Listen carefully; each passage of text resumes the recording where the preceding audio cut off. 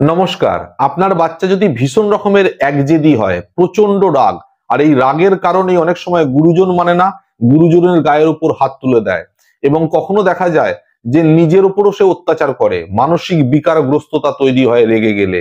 এর ফলে পড়াশোনায় ব্যাঘাত ঘটে এবং পড়াশোনায় মনোসংযোগ করতে পারে না। তার জন্য একটা খুব সুন্দর উপায়ের কথা বলবো। প্রথমত, বাচ্চাটিকে একটি রূপার চেন গলায় ধারণ করান, এবং তার সাথে সাথে বাচ্চার মা প্রত্যেকদিন রাত্রিবেলা একটুখানি গঙ্গা জল কোনো পাত্রে রেখে তার মধ্যে একটুখানি কেশর ভিজিয়ে রেখে দেবেন। সকালবেলা এই কেশর মিশ্রিত গঙ্গা জল দিয়ে বাচ্চার কপালে একটা করে তিলক লাগিয়ে দিন।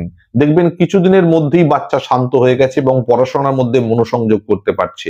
এরপরেও যদি দেখেন তাকে কন্ট্রোল করা যাচ্ছে না, তাহলে জানবেন গ্রহ নক্ষত্রের এতটাই কুপ্রভাব যেটা টোটকাটাও কাজে লাগছে না। তখন এর জন্য একটা খুব সুন্দর কবচের ব্যবস্থা আছে। সেই কবচ ধারণ করান, বাচ্চার অবশ্যই পড়াশোনায় মন আসবে এবং তার রাগ কন্ট্রোল হয়ে যাবে।